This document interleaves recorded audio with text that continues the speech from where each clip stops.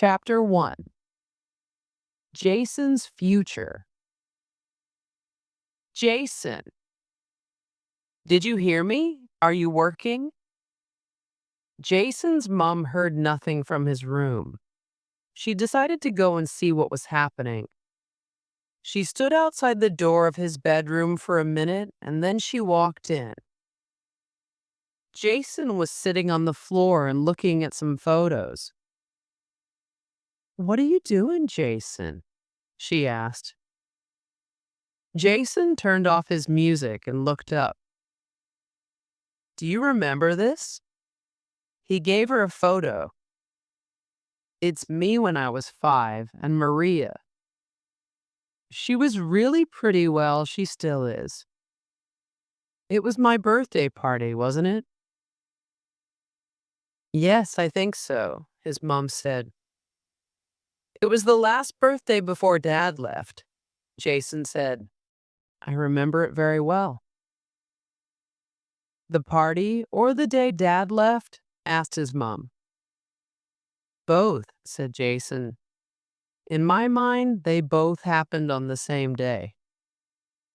"They didn't, but it all happened a long time ago," his mom replied. She walked to the window so Jason couldn't see her face. Thyme and her husband left their house in Moreland Road early one morning 12 years ago.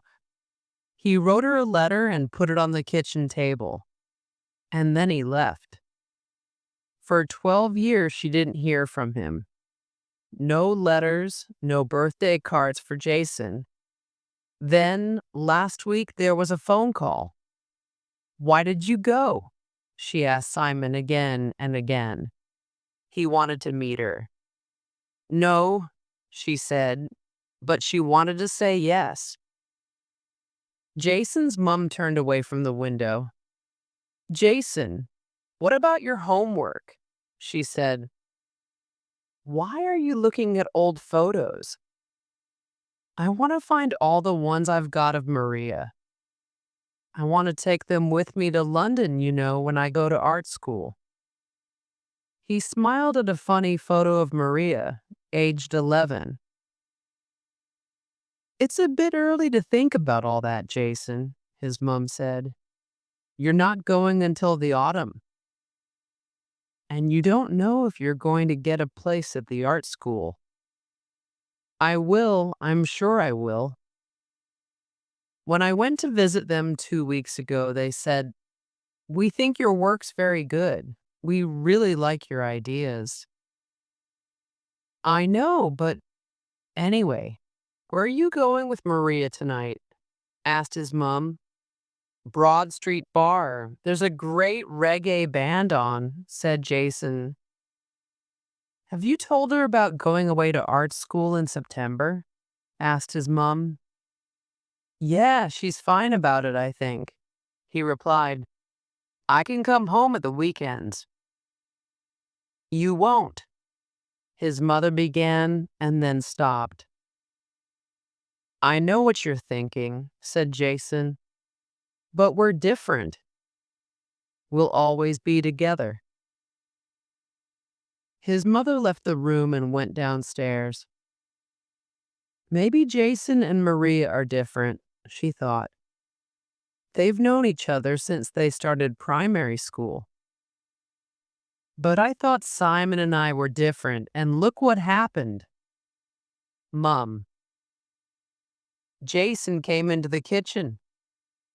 "I'm going round to Maria's now. I'll have something to eat at her house."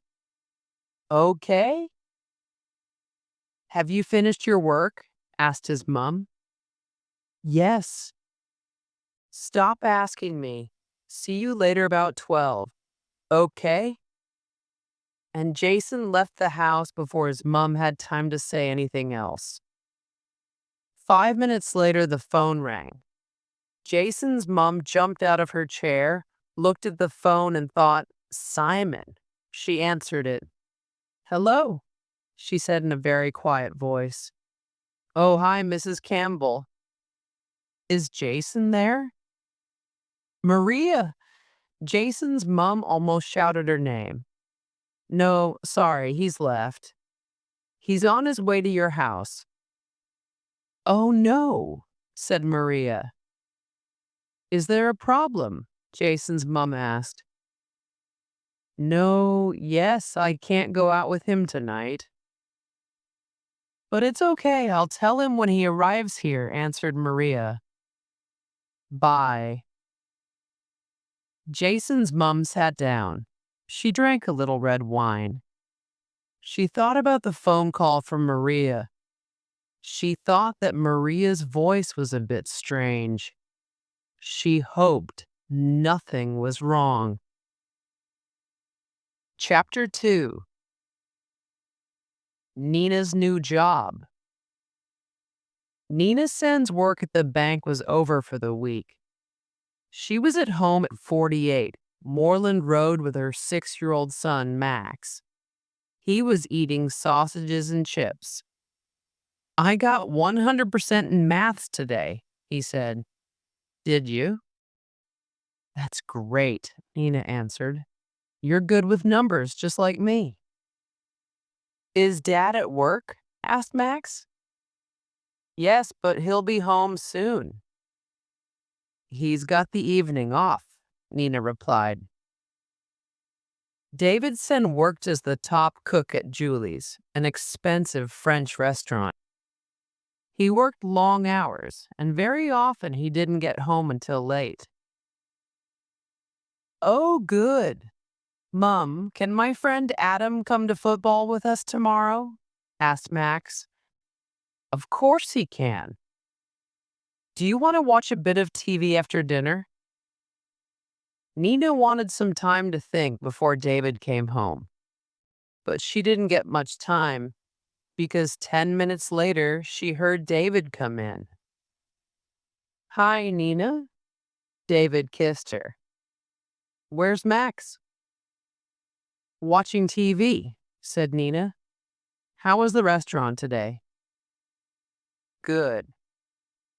You know Dan? Asked David. The new assistant in the kitchen? Well, one of my cooks was ill today, so Dan did some cooking. And he was great. He has a French grandmother, and he can remember some of the food she made. So he's got lots of ideas for the new menu. Daddy, Daddy, Max shouted, running into the room. Hello, Tiger, said David. Let's go and read a story, and then you can tell me all about your day. Father and son left the kitchen. Nina could hear Max's excited voice. He was really happy to see his father. I'm lucky, thought Nina. Why do I want to change things? She cooked dinner for herself and David. Are you ready to eat? Asked Nina when David came back to the kitchen. There's something I want to talk to you about. I'm not sure I like the sound of that. Is it something important? He asked. The director from head office came to the bank today. He told me I was the manager of the month, Nina said. Well done. Does that mean you'll get more money? David laughed. In a way, yes. He asked me to be the manager in Newcastle. That's a really big bank, about 5 times the size of the one here. Nina stopped and looked at David's face. So, yes, more money. Ah, was David's only answer. Then, a few seconds later, and what did you say? I said I was interested, Nina answered. I also said I wanted to talk to you. What do you think? First thought, said David, who stood up to get a glass of water. Well done, you. You work hard and I'm pleased for you. Second thought, what about my job? Third thought, Newcastle is so far away from here. I thought all that too, said Nina. She went across the kitchen and stood with her arms around David. And what about Max? He loves his school and his friends. And there's my mom and dad to think about, continued David. I know they live in Exeter, but it's only 100 kilometers from Bath and we see them quite often. They could come with us. I'm sure they'll be happy in Newcastle. Your mom was born near there, wasn't she? Nina was trying to think of some more good reasons. She really wanted this new job. Yes, but they have all their friends around them now, and they love living in Exeter, David answered. It's a big thing to move at their age. Forget them for a minute. What about you? Asked Nina. Well, you know I love working at Julie's, David replied. We've got a good name since that newspaper wrote about us. It's an exciting time, and I don't really want to leave. Of course, I'm sorry the restaurant isn't mine, but we haven't got the money to buy it. So, I really want to say yes, David, Nina said. I think this is just the beginning. Maybe I could become manager for a big area in a few years, and after that, well, who knows? Then we could buy 2 restaurants and slow down, said David with a smile. We haven't decided yet. When does the job start? In 3 months, replied Nina. David, we're still young. It could be exciting to start again in a new city. True, replied David slowly. When do you have to give the bank an answer?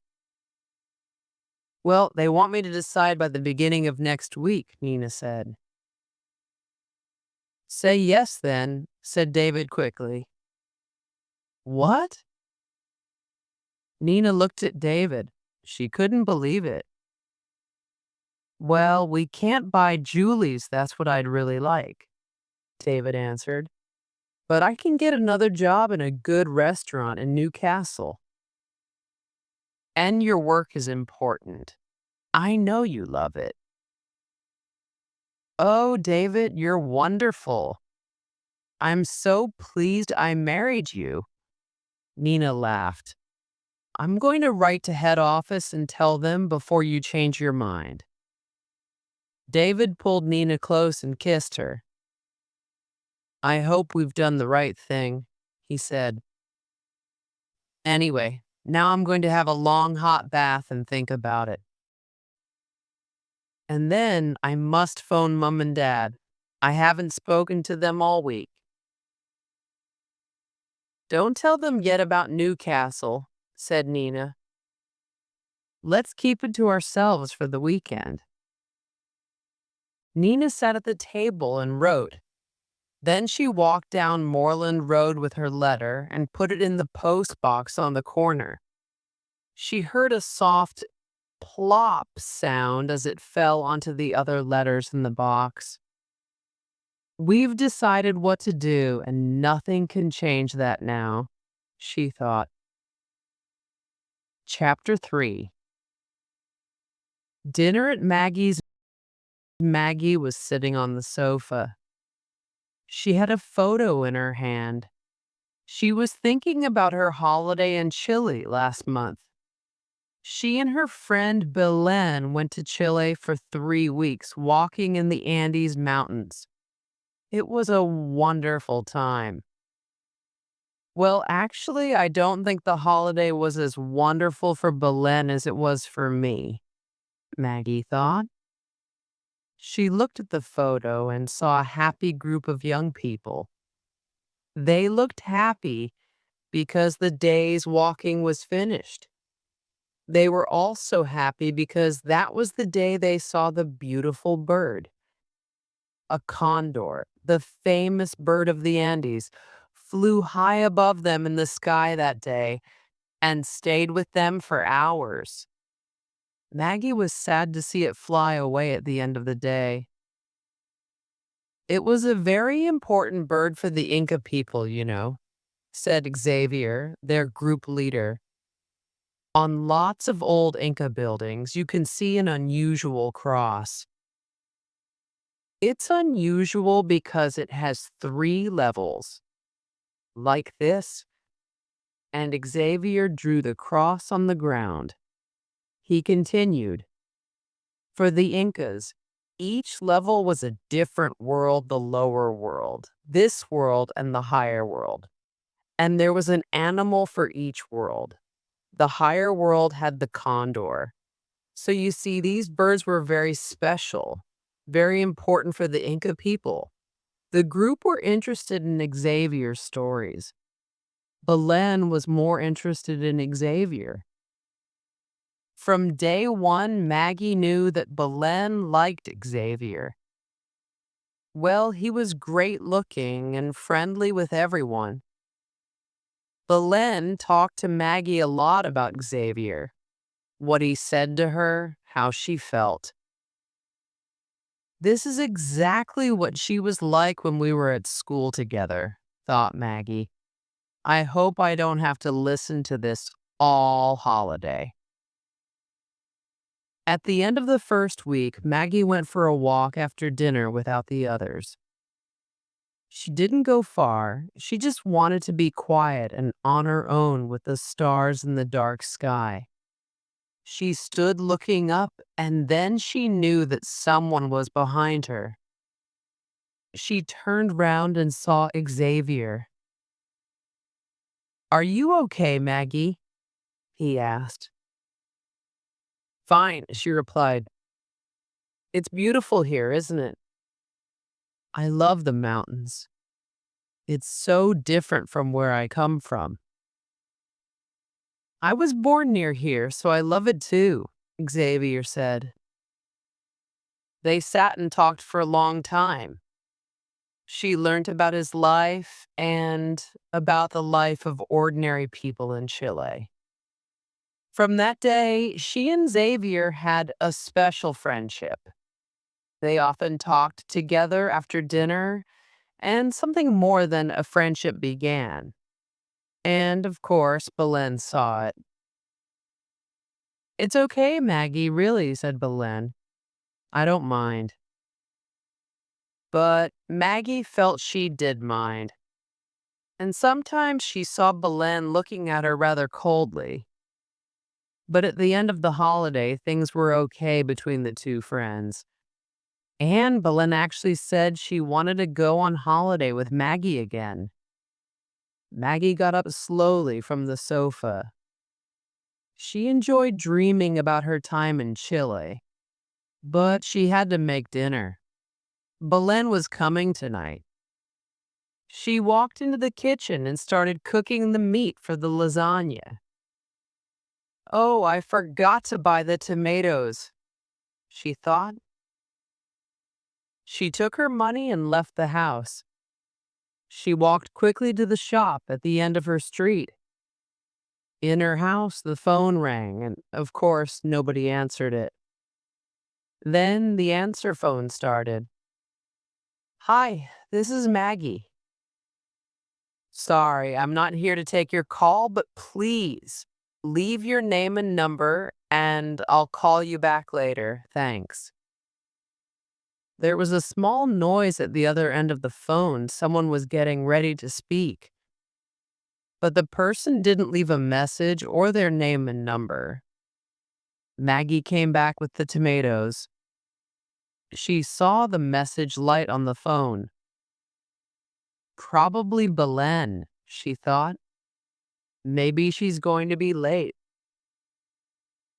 Maggie played the message, but there was nothing to listen to. Strange, she thought. She went into the kitchen and finished the lasagna. Then she took a glass of red wine into the living room. She picked up the phone. Telephone number 077-885-36782. Call today at 1900 hours. She heard. Maggie wrote the number down and thought, I don't know anyone with that mobile number. But then she heard someone at the front door. It was Belen. Hi, Maggie, said Belen and gave her a kiss. Something smells good. They walked into the living room and Maggie gave Belen a glass of wine. It's good to see you, said Maggie. You look great. I love your hair. Thanks. And how's the lovely Xavier? Asked Belen. Have you heard from him? Yeah, I have, said Maggie. I got an email last week. He was in an internet cafe in Santiago. Great. I thought it was just a holiday romance. But I'm really pleased for you. No, really I am, said Belen quickly when she saw Maggie looking carefully at her. He says he's coming to England very soon, maybe next week, said Maggie. Really? So soon? It must be love, said Belen with a smile. Well, I don't know about that. Maggie laughed. He doesn't say anything about love. Just that he's coming and that he's written me a letter to tell me everything. Everything about what? Belen asked. I don't know. It's a bit of a strange email. Look, you can read it. Maggie gave the email to Belen. She read, Hi, Condor Girl. I'm coming to England very soon. I need to get away from Chile for a bit. Have written to tell you everything. Can't say much now. Looking forward to seeing you a lot. Much love, Xavier. Chapter 4. Sam has money problems. Sam arrived at his house, number 56. The lights were on in every room, and he could see his 16-year-old daughter, Emma, sitting at her computer in her bedroom. Sam went inside the house and put his bag down. Wonderful, he thought. No more work until Monday. Sam worked for the town's newspaper, the Bath Chronicle. He was a reporter, but not a very important one. He quite liked his job, but he didn't get a lot of money for it. When he started work at the newspaper 20 years ago, he had big ideas. He wanted to work there for a few years and then move to London to work for one of the big newspapers. But time moved on, and he didn't. Sam still wrote about the ordinary lives of people in Bath, and sometimes a big story. Then all the people in the paper had to work together, and it felt good again for a short time. Hannah, where are you? Called Sam. Upstairs with Alicia, a voice replied. Sam went upstairs and found his wife, Hannah, in the bathroom. 2-year-old Alicia was playing in the bath with about 10 yellow plastic ducks. Hello, my favorite two girls, said Sam, and kissed them both. I heard that, Dad, called Emma from her bedroom. What about me? I thought I was your favorite. That was yesterday when you made me a cup of tea, said Sam, and walked into his older daughter's room. Emma was looking at something on the internet. I'm trying to find something about Chile from my geography teacher, said Emma and turned to give her father a kiss. Go and ask Maggie. She's just come back from Chile, replied her father. No, it's okay. I'll find it on the internet. It's quicker. Anyway, she probably doesn't know much about the Mapuche Indians. Dad, you know I really like geography, don't you? Asked Emma. Yes, replied her father. Well, our teacher wants to take us to Norway after school finishes in the summer. She told us about it today. It sounds wonderful. Can I go? Emma looked at her father. He could see how excited she was. It'll be expensive, won't it? Asked Sam. I'm not sure, replied Emma, but she knew it wasn't cheap. There's the money I got for my birthday. We can use that. Yes, but that's not enough for a holiday to Norway. I'll talk to your mum about it, said Sam, and he left the room again, thinking about money. Sam went into his other daughter's bedroom. Hannah was sitting on the bed. Alicia was nearly asleep, so Sam kissed her goodnight. How much does Emma need for Norway? He asked Hannah as they walked downstairs. A lot, about 700 pounds, I think. And she has to tell her teacher on Monday if she's going, replied Hannah. She really wants to, Sam. I know. I'll try to find the money from somewhere.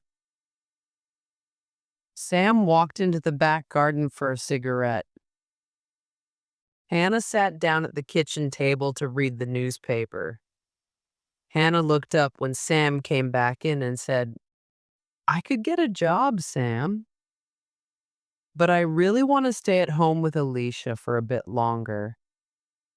I know, and that's fine, said Sam. I'll ask Jeremy to lend us some money. I don't like doing it, but I've done it before. His older brother, Jeremy, had a good job.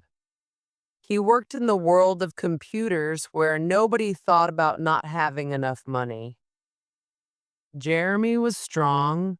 Some people thought he was hard, not strong. Every job he got was better than the last one. He wasn't happy if life was too quiet and easy. He was a doer, not a thinker. His wife was the same. They both worked and played really hard. It's good that they don't have any children because there isn't enough time for them in their lives, thought Sam. Jeremy didn't understand how expensive children were, and Sam hated asking his brother for money. He could tell that Jeremy felt sorry for his younger brother. Why don't you get a better job, Sam? Jeremy always asked. You're intelligent. You could do anything. I like my job, replied Sam. I don't want to work anywhere else. That wasn't really true, but he could never let Jeremy know that. And this was the same conversation Sam and Jeremy had on the phone that Friday evening. But then it changed. I'm sorry, Sam, but I'm not going to lend you the money, said Jeremy. Pardon? Said Sam. No, no money this time. You need to think about your job. Get a job with more money. You've got to change, Sam. Every time you need money, you come to me. Well, I think it's too easy. Jeremy stopped. Sam put the phone down. His head was hurting. He couldn't believe it. His own brother didn't want to help him. His own brother talked to him like that and made him feel small and dirty. Sam went back into the kitchen. What did he say? Asked Hannah. Fine, said Sam. He'll lend us the money so Emma can go to Norway. I know it's difficult for you to ask, so thank you, my love, said Hannah and kissed him. Sam didn't look at Hannah and went to find Emma. Chapter 5.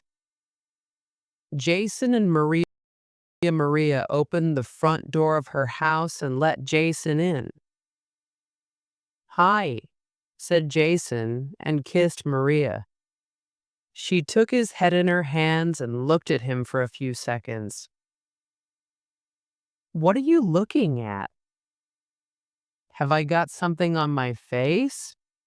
asked Jason, and he kissed her again.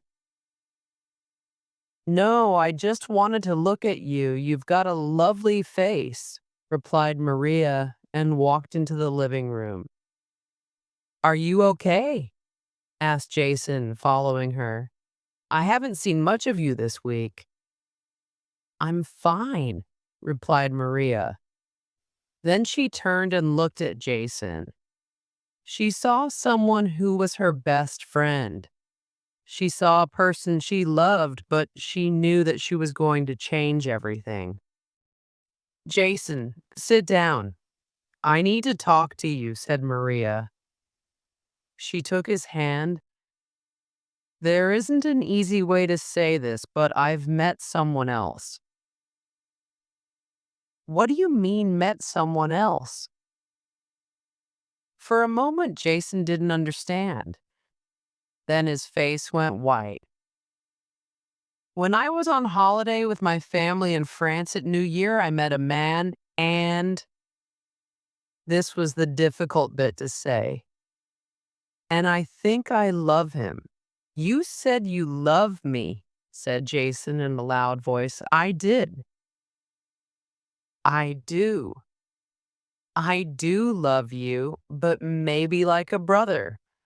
I feel a different love for Francois." Maria looked at Jason. "Oh, Jason, I'm sorry. I didn't want this to happen." "You don't love him," said Jason. "It was just a holiday romance. How can you fall in love with someone else? Have you heard from him since the holiday? Have you seen him? Does he say that he loves you?" "Yes, he loves me too," Maria answered. "We've emailed each other every day, and he came to London last week for a few days. I saw him then when I stayed at my sister's." "You told me your sister wanted to spend some time with you," said Jason. "So that wasn't true, was it?" Jason looked at Maria. He couldn't believe what was happening. "When we finish school in the summer, I'm going to Paris to study. Francois is studying there at the moment," Maria said, not looking at Jason. "You've thought of everything, haven't you?" "When did you decide all this?" Jason asked. Maria didn't reply.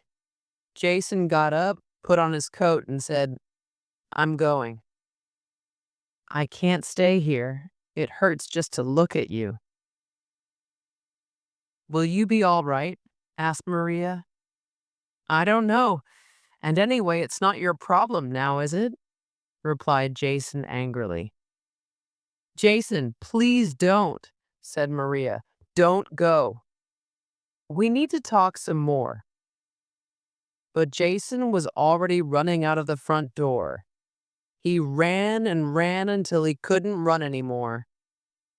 He wasn't angry anymore, but just so sad. He started to walk slowly home. He hoped his mother was out. He didn't want to talk to anyone. When he got to his house, he saw the lights were on. He tried to open the door quietly, but he couldn't. "Is that you, Jason?" called his mother from the living room. "Yes," he replied. She came to the door of the living room. "Why are you back so early?" "I'll tell you tomorrow," replied Jason. "I'm going to my room now." "Please, can you come into the living room for a moment?" his mother said. Do I have to? Asked Jason. Yes, his mother replied. Jason followed his mother into the living room and saw a man sitting on the sofa. Jason, said his mother, this is your father, Simon. Jason looked at the man and said nothing. Simon said nothing, but couldn't look at Jason. After a minute or two, Jason said coldly, So where have you been for the last 12 years? His father replied, It's difficult, but let me try and tell you what happened. But Jason didn't want to hear any more things that evening. For the second time that day, he ran out of a house. He went to the river and sat looking at the water. He felt lost. Everything was different. Maria loved someone else, a strange man. Someone he called Dad 12 years ago was sitting in his house. Jason felt he was going mad. The weather was cold and it was raining, but he just sat looking at the river. For a moment, he thought about jumping into the water and letting it take him away. Who will be sorry? Nobody, he thought. But deep inside, he didn't really believe that. He put his hand into his pocket and found some cigarettes. He lit one, stood up, and turned away from the river. For hours, he walked the streets of Bath.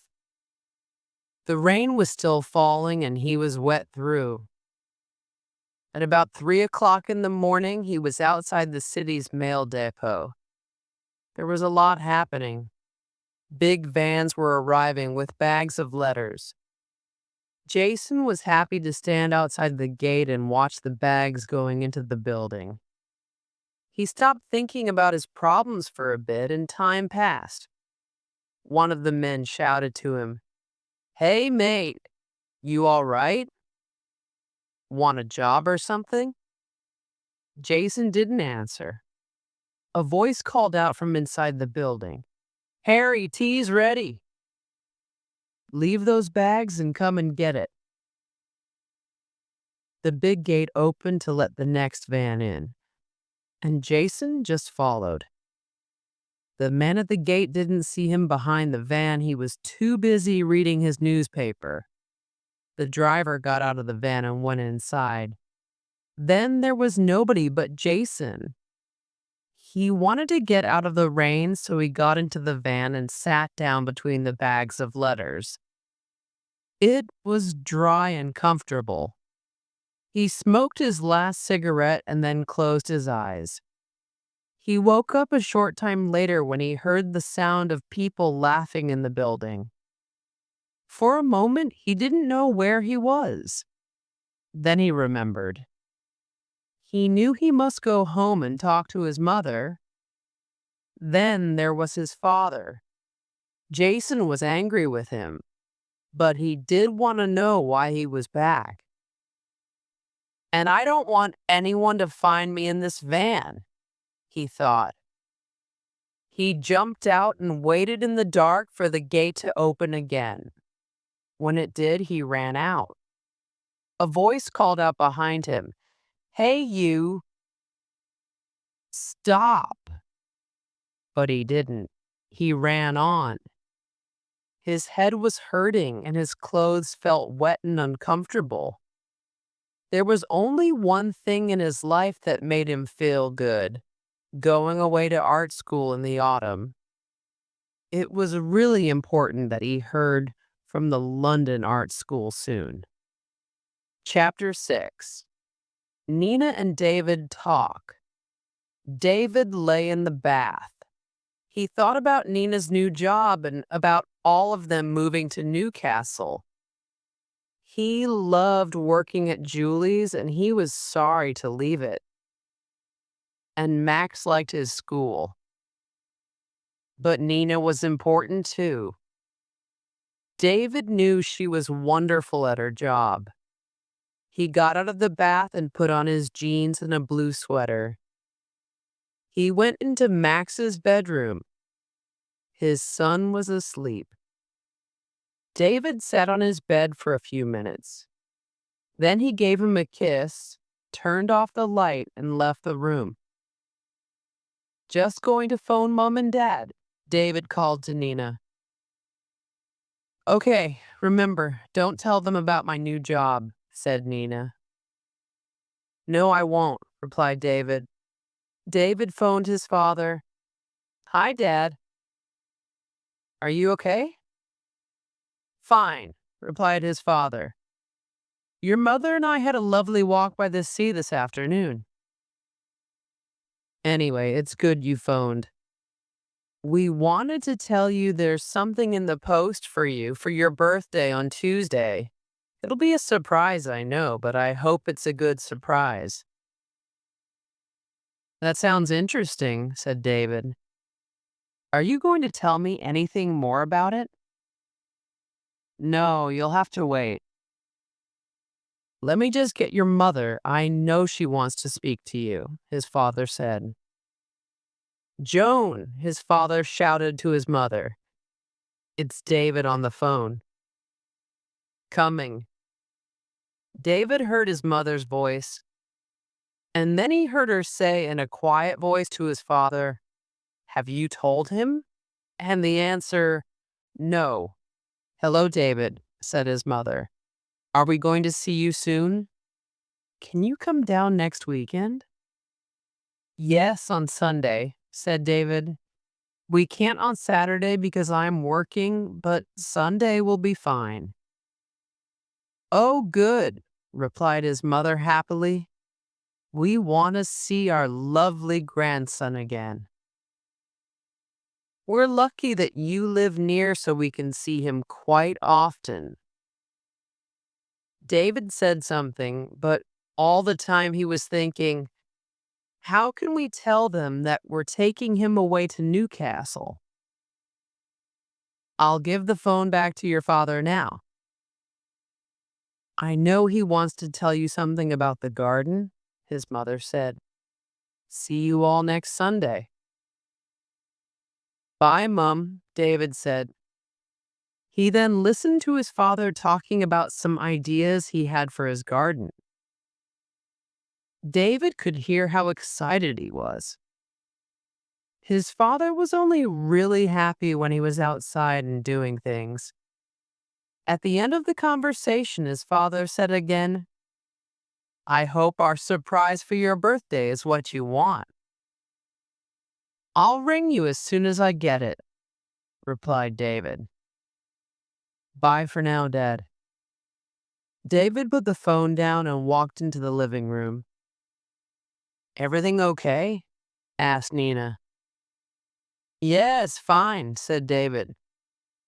I said we'll go down to see them next Sunday for the day. That's okay, isn't it?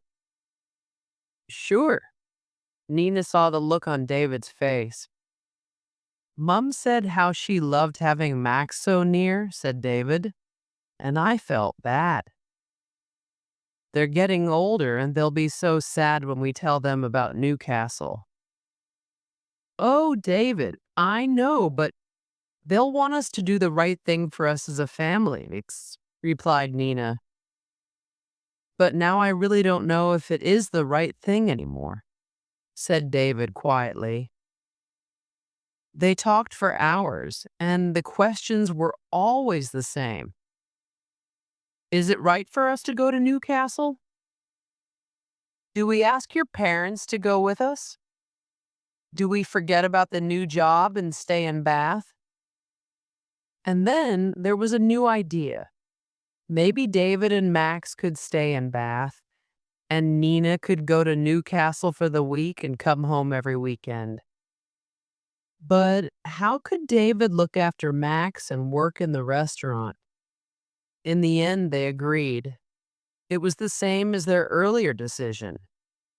Newcastle in June for all the family. It'll be okay, won't it? Asked Nina. I hope so, love, replied David. I really hope so. Chapter 7. Maggie's visitor, Belen, gave Xavier's email back to Maggie. That's very strange, she said. Maybe he's done something wrong. Perhaps the police are after him or something. No, not Xavier, said Maggie. Why not, Maggie? Answered Belen. I mean, we were only in Chile for 3 weeks. How well do we know him? Have you had any other emails or letters from him? Yes, an earlier email, but it didn't say anything about coming to England, replied Maggie. Oh, well, there's nothing you can do. Just wait for the letter and hope it's nothing bad, said Belen. I've just remembered something. Do you mind if I make a quick call? Asked Maggie. Someone phoned me just before you arrived, but they didn't leave a message. Go ahead, said Belen. I'll go into the kitchen. No, no problem, answered Maggie. Stay. I won't be a minute. Then we can eat. Maggie rang the mobile number. Hello, said a foreign voice. It was a man. Oh, hello, said Maggie. You called this number earlier. Bath 726549. Who are you? I'm sorry, answered the man. It was a wrong number. Oh, okay. Bye then, said Maggie, and put the phone down. Wrong number. Maggie turned to Belen. Someone with a Spanish-sounding voice, I think. From Chile, perhaps? Asked Belen. Maybe, said Maggie. Anyway, it's not important. Let's go into the kitchen and have dinner. Maggie and Belen ate the lasagna. They looked at photos from their holiday and laughed at some of the things they remembered. There was a noise from the living room and they both jumped. It's okay, Maggie laughed. It's only the window. When it's windy, it always makes a noise. But then there was another, different noise. Someone was at the front door. What a bad time to call, said Maggie. She walked to the front door. When she opened it, she saw a man. Yes, she asked. Can I help you? Are you Maggie Cox? Asked the man. Yes, answered Maggie. And who? But she didn't finish her question. The man came into the house and closed the door behind him. Excuse me, said Maggie angrily. What are you doing? Who are you? Belen heard her shouting and came out of the kitchen. Sit down, both of you, said the man quietly. I don't want to hurt you. Belen and Maggie sat together on the sofa. I'm looking for a friend of yours, Xavier Santos, said the man. He's not here, said Maggie and Belen at the same time. Who are you? Asked Maggie. Let's just say I'm a friend of the Santos family, answered the man. I know he's in England, and I want to talk to him. I haven't heard from him since we got back from Chile, said Maggie quickly. Really? Said the man. He walked around the room and looked at everything, postcards from friends on holiday, the phone bill that was on top of the TV. Then Maggie remembered Xavier's email. It was on the table next to her. It was too late to move it. The man saw it. So this is from another Xavier, is it? Where's the letter he talks about in the email? Asked the man. I haven't had it yet, said Maggie. She was afraid, and she could feel Belen was too. She didn't understand what the man was doing in her house. "How did you know where I live?" asked Maggie.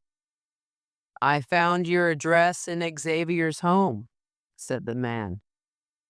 "And your photo. Did you have a good time in my country, Maggie?" Maggie didn't answer the question. She asked, but half of her didn't want to know, "Why are you looking for Xavier?" "He's got something that I want," said the man. "But maybe he gave it to you to bring back to England." The man walked up to Maggie and stood very close. "He didn't give me anything," said Maggie. "Maybe he didn't, but I know that Xavier will come here soon. And when he does, I'll be ready for him." The man looked hard at Maggie. "You did a bad thing, Maggie, when you chose Xavier," said the man. "He's not right for a nice girl like you." He moved away. "Remember, Maggie, I'll come back." Bellin and Maggie jumped up when the man left. "You must phone the police, Maggie," said Bellin. "This is terrible. You must come home with me. You're not safe here." Maggie phoned and told the police everything. She told them, "I'm not going to stay here. I'm going to stay with a friend tonight. You can call me on my mobile, 047-76-567-831. The police asked her to go to the police station the next day. Maggie put some things in a bag, ready to leave with Belen. "I'm so stupid," said Maggie. "I thought Xavier was really nice. I believed he loved me, but he was just playing."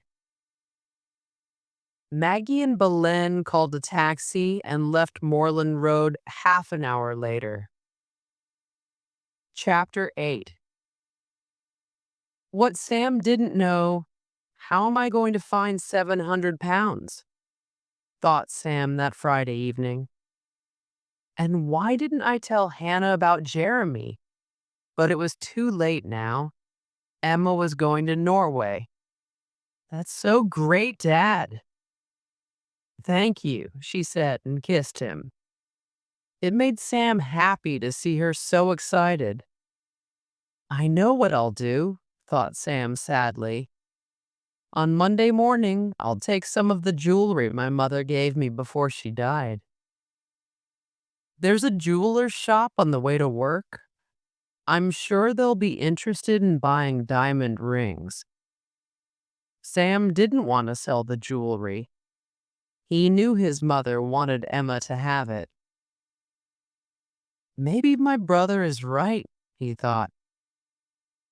"I do need a job with better money. I don't know how much longer we can go on like this." That Friday morning, 600 kilometers away in the city of Edinburgh, something important happened that could change Sam's life. But Sam knew nothing about it. Two people, a man and a woman, arrived at the offices of lawyers Barrett, Grab, and Lennox. A man took the two visitors upstairs to the office of Frank Barrett. It was a very old-fashioned place with big, dark wood furniture. There were hundreds of law books all around the room. "Good morning," said Mr. Barrett to the visitors.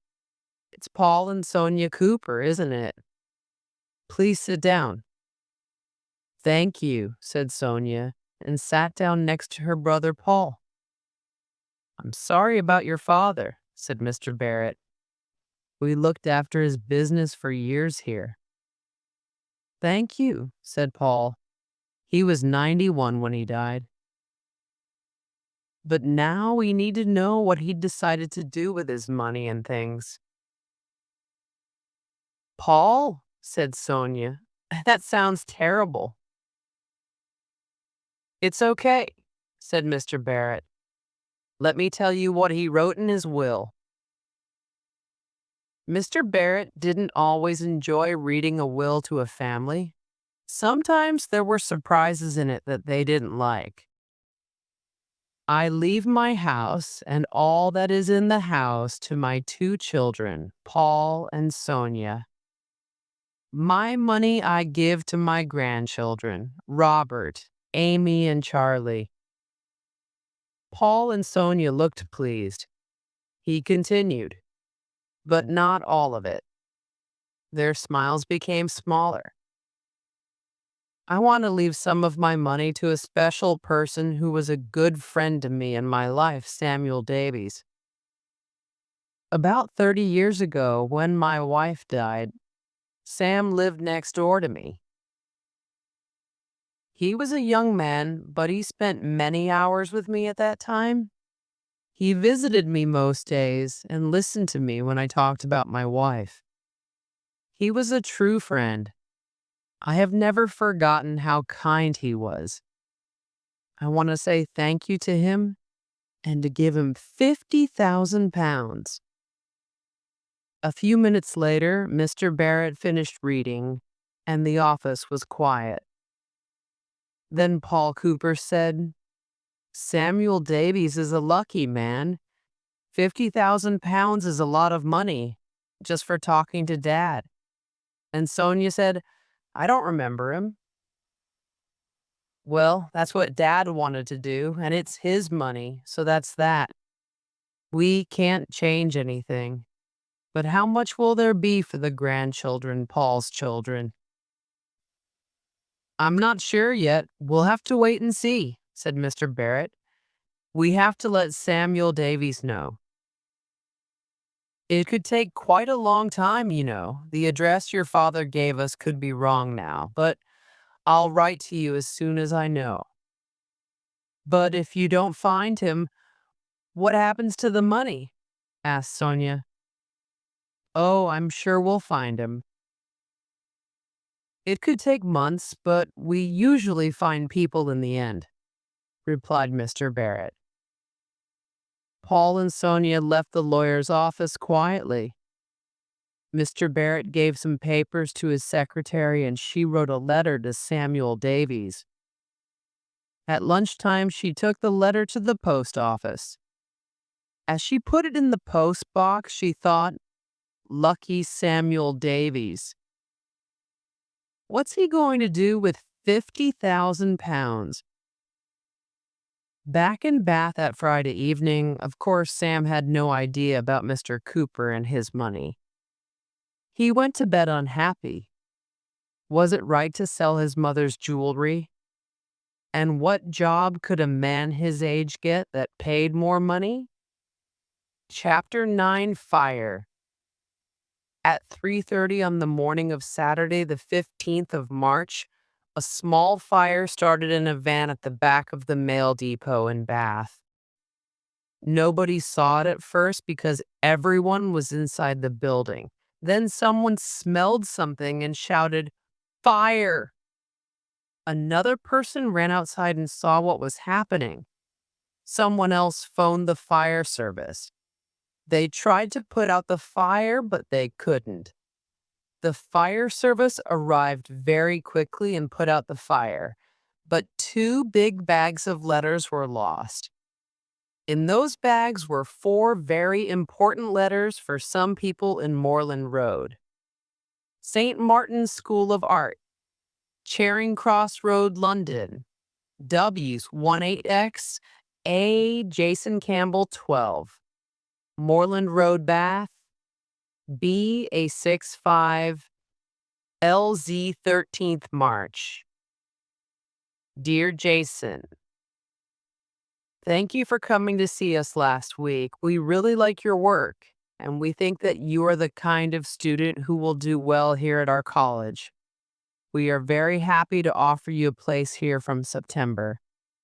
As you know, there are many students who want to come to this art school.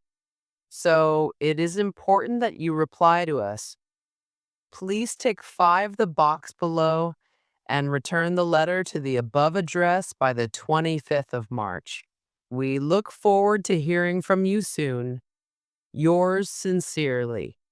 Yes, I can take a place on the art course, starting in September. No, I cannot take a place on the art course, starting in September. 120 Wharf Road, Exeter, 13th March. Dear David, first of all, happy birthday. We hope you have a really lovely day. We've been thinking about our future and we want to do something with our money. We have enough for ourselves, so we've decided to spend some.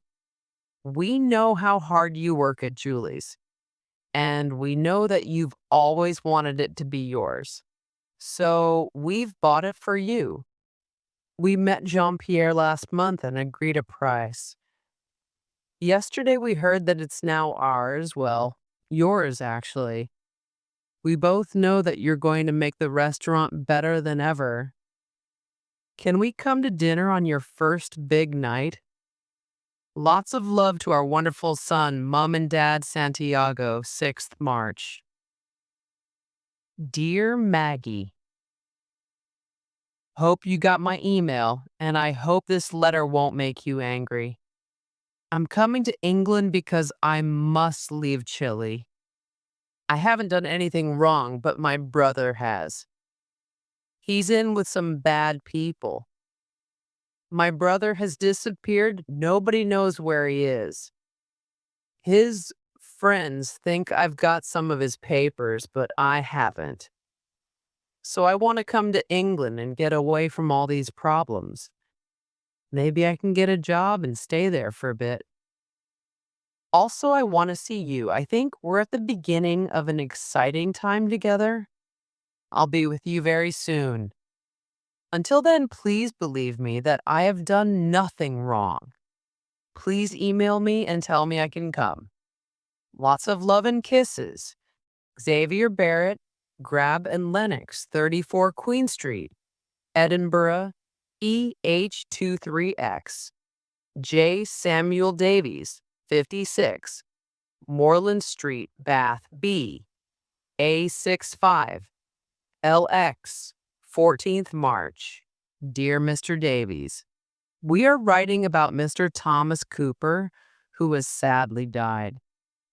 Mr. Cooper has remembered you in his will, and we would be grateful if you could write to this office as soon as possible. Yours sincerely, Frank Barrett. Conclusion. And what happened to Jason, David, and Nina, Maggie, and the Davies family? Jason went away for 2 weeks to stay with his grandmother. She looked after him and he began to feel better about himself. When he got back to Bath, he was sad that there was still no letter from the art school in London. He phoned the school, but it was too late. The school said he could have a place the next year. For a year, Jason stayed in Bath and did lots of different jobs. Simon, his father, came to the house sometimes, and Jason began slowly and carefully to get to know him. Nina's letter to the head office of the bank arrived safely. David never got the letter from his parents, but his mom and dad phoned him on his birthday, and he learned about the restaurant. It was the best birthday present in the world. Nina decided to work in Newcastle and come home at the weekends. They were lucky because David's niece came to study at Bath University. She stayed with them and looked after Max. But it wasn't easy for the family. David wanted Nina to come home and work with him in the restaurant, but she stayed at the bank in Newcastle for 18 months. Then she took the job of area manager in Bristol, a city 25 kilometers from Bath. Maggie never heard from the Chilean visitor again. She never heard from Xavier again either, and He never arrived in England. Maggie was very sad. She really thought that she and Xavier were great together. It was hard for her.